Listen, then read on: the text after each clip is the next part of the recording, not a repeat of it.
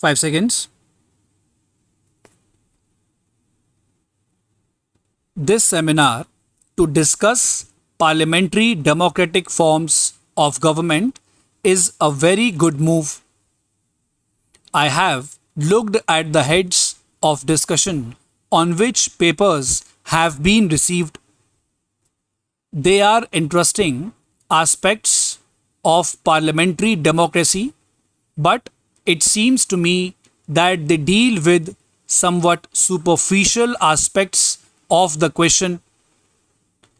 Democracy, as a speaker just now said, is a means to an end. What is the end we aim at? I do not know if everybody will agree with me, but I would say the end is the good life for the individual.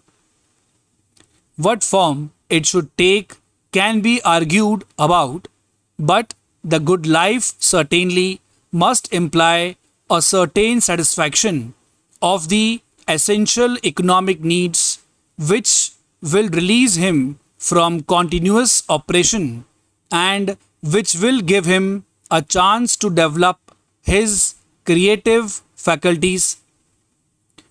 Parliamentary democracy is a growth of the last 150 or 200 years.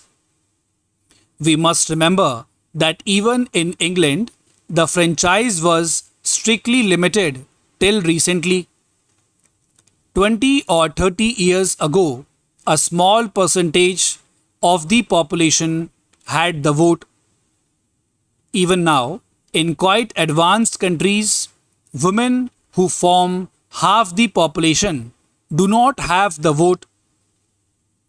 Democracy in those countries is presumably male democracy.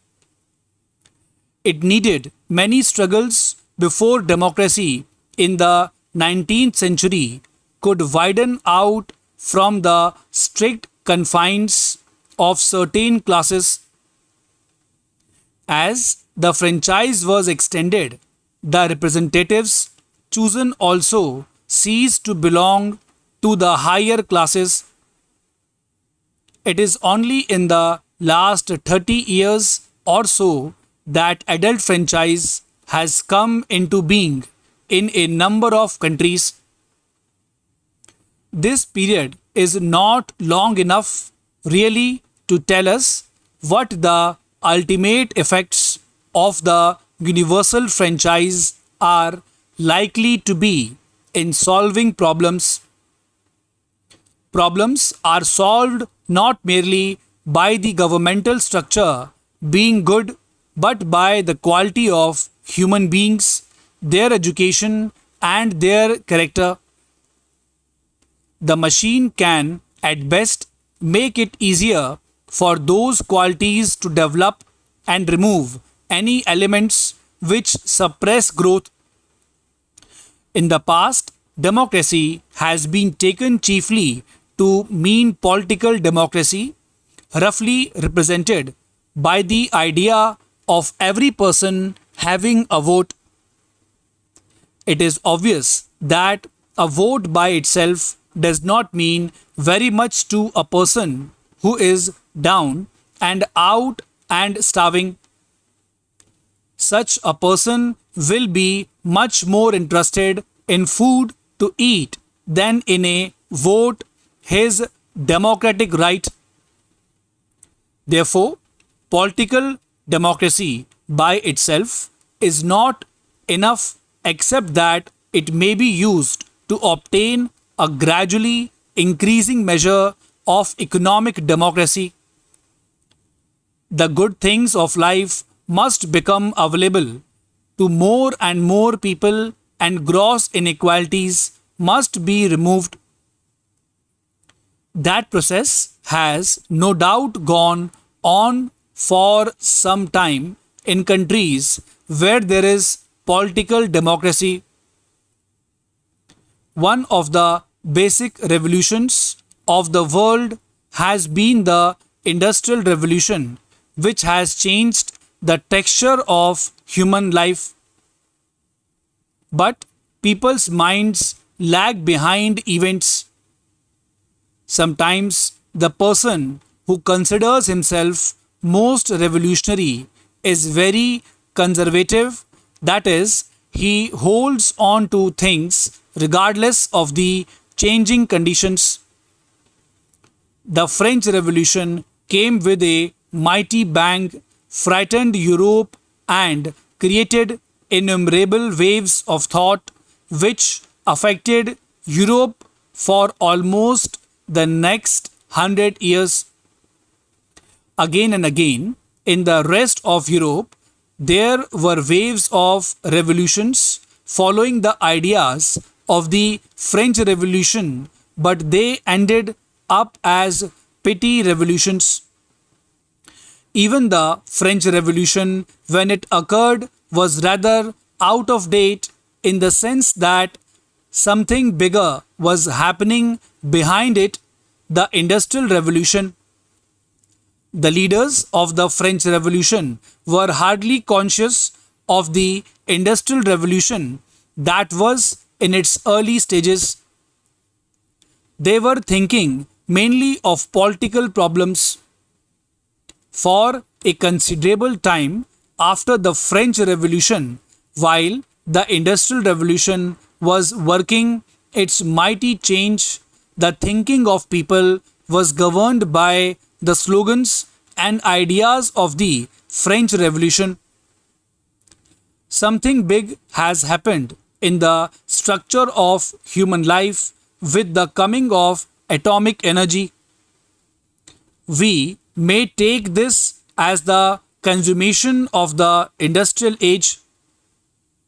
It forces us to decide how we are going to use this mighty power, rightly or wrongly, in conflict or in cooperation. All this should really force us to think on entirely new lines.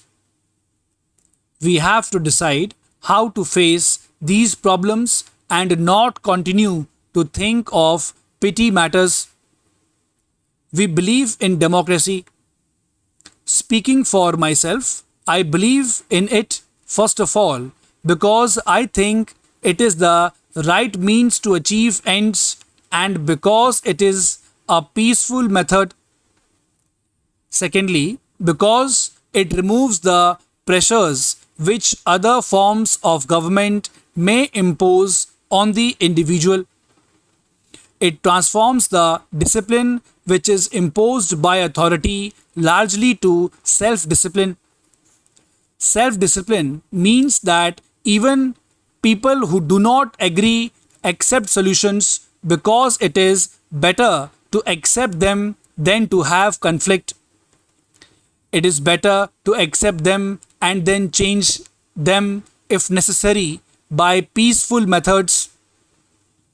Therefore, democracy means to me an attempt at the solution of all the economic and socio problems by peaceful methods. Students, be ready for the outlines. 5 seconds to go.